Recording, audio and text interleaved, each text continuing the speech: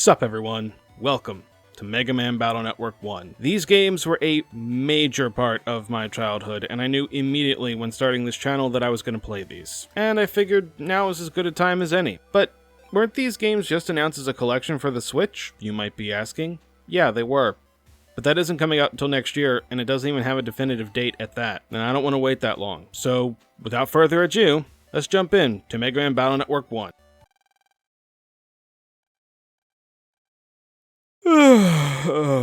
What's in the news today? Terrorist crew is planning to take over the world. Should probably do something about that. Do I want you to explain PETs to me? No. So let me give you a quick rundown on how you battle in this game. Basically, you get these chips, which have varying effects, and you can combo them together, but only if they're the same chip or have the same chip code. It's almost like a card game. It's pretty simple once you get used to it. Here's a little pro strat for Gutsman. Wait for him to pull this groundbreaking move, then break the tile in front of you. It pretty much prevents him from damaging you for a short amount of time. Not very smart, this one is. Didn't get hit once. Get wrecked, bro. Not luck, just skill. Fine. Yes, Yai, I would like to know about PETs. Must suck to be poor. Classist bit. Another pro strat for you. Before doing anything, grind a bit on the net and whatever place you can find a jack in the area. You're bound to get a handful of chips that will carry you through the next few chapters, like that chip right there. Also, grind a bit for money so you can get these power-ups. I went above and beyond and got 2 HP memories plus the power-up, but just one power-up and an HP memory will do you good. Oh shit, the house is on fire. Well, that's not ideal. We should probably evacuate considering everything in here is flammable, including us. Or we could do that. Oh shit balls, here we go.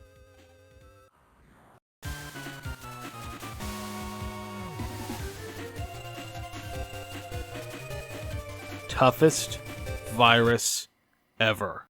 It's a good thing this fire contains itself to a small radius from the oven. Otherwise, we'd be dead at this point. You know, I forgot how short this stage was. I struggled with this as a kid, but now I'm like, is that it? Anyways, let's see if I can beat this guy without getting hit. Ah, shit. The second stage of the game takes place immediately after the first stage. You have no chance to do anything after you end the first day, so it's very important to do any grinding or buying before ending the day. This stage is actually pretty easy in my opinion. The hardest part is these doors that have a random code with no hint, but all you gotta do is keep trying the first digit until it tells you that the second digit is wrong, and then adjust the second digit until you get it. See? Easy.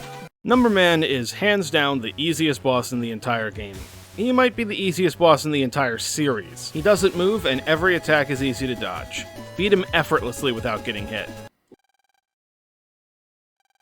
Lan, he just committed a crime and aided a known terrorist organization. He is going to jail for a long time. And then I erased my save file. I accidentally loaded my restore point from a previous save, and that erased my file somehow. So, let me get this straight. The safety program for the Metro line is just out in the open, accessible by anyone. Isn't that like a massive safety hazard? I always get lost in this section. The internet maps in this game are very confusing as nothing is labeled. Doesn't help that you can't tell if you're going up or down in this area. So let me get this straight. You're standing right in front of the safety program, admitting that you're the one responsible, and I, a 10-year-old civilian, is the first person to even investigate this. Do we just not have police in this world? One thing in this game that is different from later games is the background music is the same for every area, and it can get a little tedious after a while. Wait, you have to pay for PETs? Aren't they like a necessity? Who am I kidding? It's no surprise they monetize a necessity. Woke up to no water. Anywhere. Even the vending machines have been cleared out, and surprisingly not a single security camera caught the culprit. So this high tech just ain't doing shit for us, huh? Oh, and some kid is missing. Probably unrelated. You can hear muffled screaming coming from this car. This car is crudely parked on the sidewalk. Well, it'd be rude to intrude on their personal time. Hey, Higsby, guess they didn't send you to jail after all, despite you helping a known terrorist organization solely so you could get more rare chips.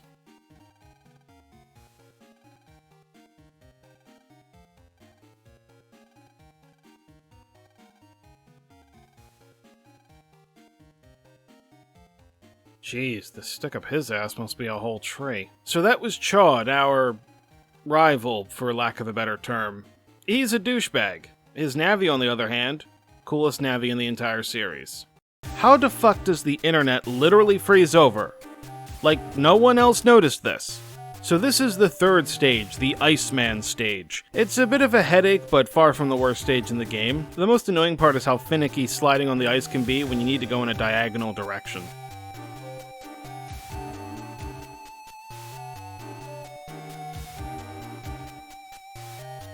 Load Chod? That's not a typo. That's what he calls him. That's not even a pun. It's just grammatically incorrect. Really, just a neighborhood Navi in the Waterworks network during a crisis, and you look like no other Navis here. Well, nothing suspicious about that. Problem solved. That wasn't too hard. Got no idea why this is taking them so long. And the water is purple. That's probably not safe to drink.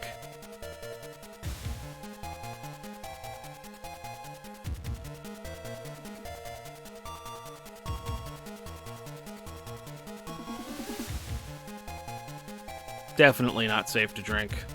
So, it turns out World 3, that is the terrorist organization I keep mentioning, and yes, that's how it's pronounced, and no, I did not realize that until I heard it pronounced in the anime. So it turns out World 3 kidnapped this guy's son and made him bug the water filtration system.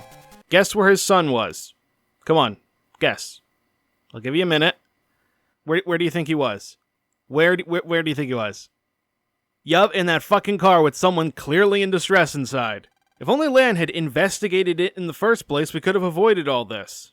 But you know how he doesn't like to get involved in these issues.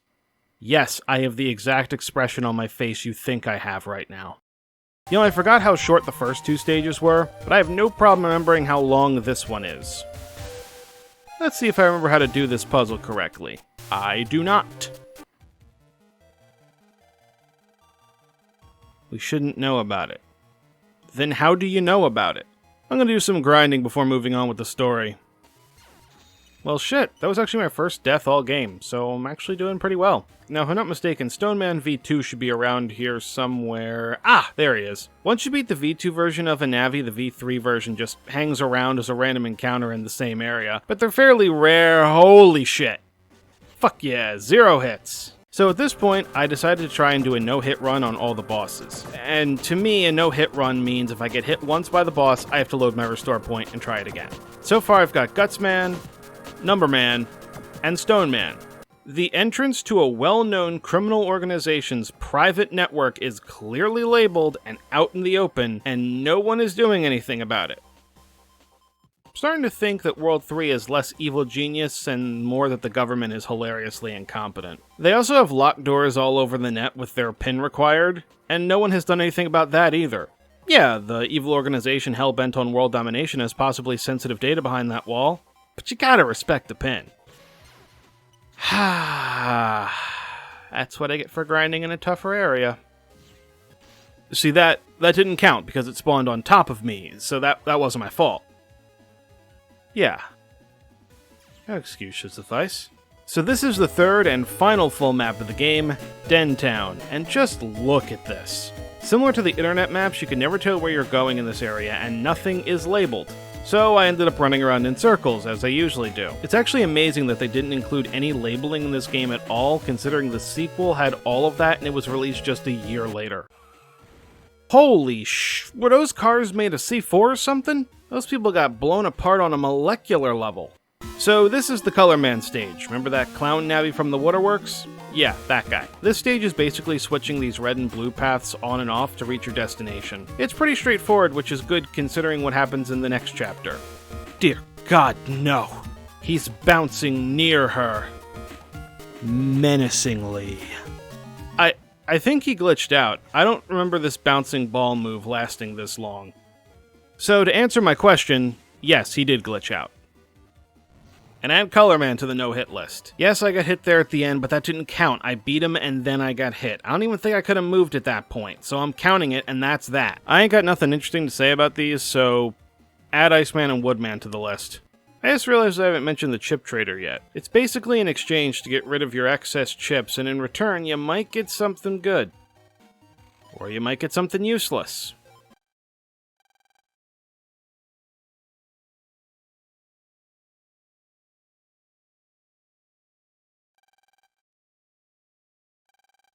World 3 Party of Death. And they ain't playing around this time. They're gonna suffocate everyone in here. Welcome to the absolute worst fucking stage in the entire game. The Electric Man stage. Why does this stage suck so much? Well, in order to advance, I need to put these batteries in the correct slots. But I don't know which slots are the correct ones. And the only way to find out is through trial and error. But every 2 uses of the batteries, I have to go and refresh them. And my PET is running out of juice. And if it hits empty, I can no longer heal after battles. And the pathways are invisible. I've played through this game countless times. I know most of the maps like the back of my hand. I will always use a guide for this stage. I mean, that has to be enough electricity to kill him, right? Yeah, eat shit, Electric Man. And yes, that was a no-hit run. And now for the most bullshit part of all this. Without any chance to save, you now gotta fight Proto Man.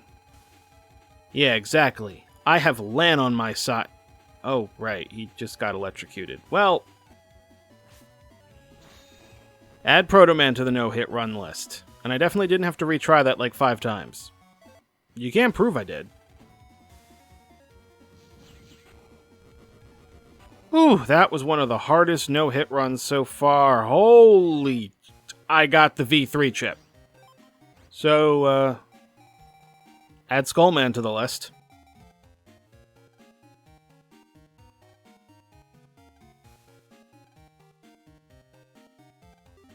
Even if I had those chips, I wouldn't trade them to you. Add Fireman to the no-hit run list. So that's all but one I've done in this game so far.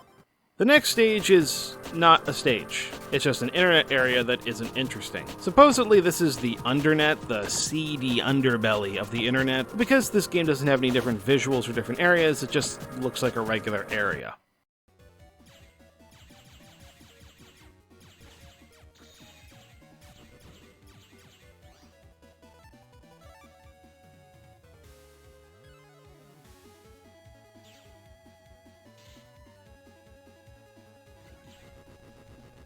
Well, how about that? And on my first try, too.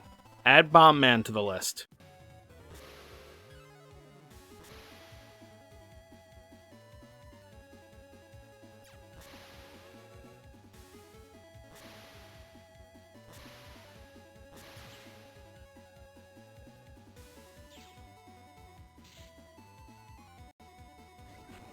Finally. That took a solid 30 minutes. Add Shark Band to the list. And now we get the obligatory Lan's dad won't let him go to the final area despite the fact that Lan is the one who's been doing all the heavy lifting, but then relents a few seconds later. You know, if they had just asked Higsby for any amount of information, they probably would have gotten it long before I did. Yahoot? That's gotta be racist somehow. So this is it. Final area. Walking right into the heart of World 3. Let's do this. This game's final area is 5 stages, each one designed after one of the 5 boss stages in the game. We got Fireman, Numberman, Iceman, Colorman, and... oh god, no. Well, at least there aren't any batteries this time, but still invisible pathways. Also, our friends will show up at the last second to save the day in each of the 5 stages. Numberman, Iceman, Roll, Gutsman, and... Yai? So she is useful for something. Okay, 2 more bosses left, 2 more no-hit runs left. I can do this. Magic Man isn't particularly hard, but he's got an annoying RNG factor to him. He summons random viruses, anything from a minor annoyance to a real threat. Took me like 5 tries to get him down without getting hit. Add Magic Man to the list. Well, Mega Man's dead. That's an unfortunate way to end the game. Except he's not, because Chad and Lan's dad save him at the last second. So, it turns out that Megaman is actually Lan's dead twin brother, Hub. Lan's dad used his DNA to create Megaman, but didn't tell Lan because he was afraid that Lan wouldn't want to use him. Shit, this game got serious real quick. And, I don't want to be a dick, but, what were the ethics of the experiment Lan's dad did? Seems kinda problematic.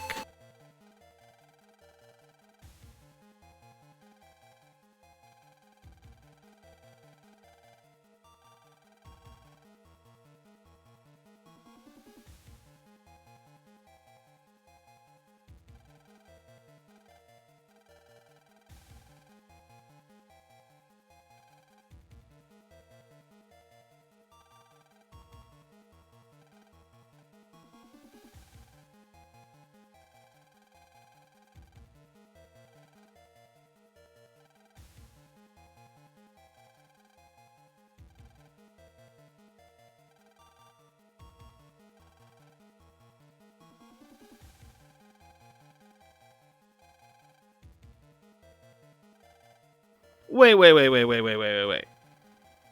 You did all this because Lan's grandfather won an award and you took that personally. Never underestimate the power of human pettiness. The Life Virus is the easiest final boss in the series. It only has 1,000 health compared to the 2,000 and 3,000 health they'll have later in the series, and its attacks are mostly easy to predict. Once you learn how to destroy the minions that pop up, you can get into a comfortable rhythm. It's this meteor attack that is problematic. You have a narrow hitbox to avoid it. When I was a kid, I mastered dodging that move. However, dodging it while also not getting hit by any other attacks is much harder than it looks.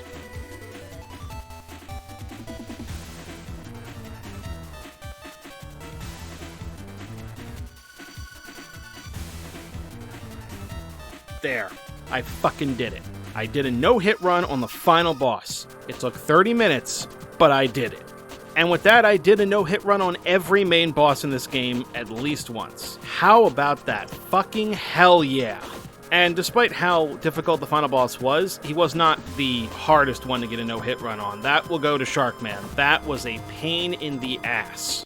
And that was Megaman Battle Network. I still love this game. It's not my favorite in the series, that goes to the sequel, but this is still a game that I enjoy coming back to and playing through. I'll admit that this game being a big part of my childhood has biased me towards it, but I still think it's worth playing, and when the Megaman Battle Network Legacy Collection releases, I highly recommend everyone pick it up and play it if you have not gotten the chance to play through these games.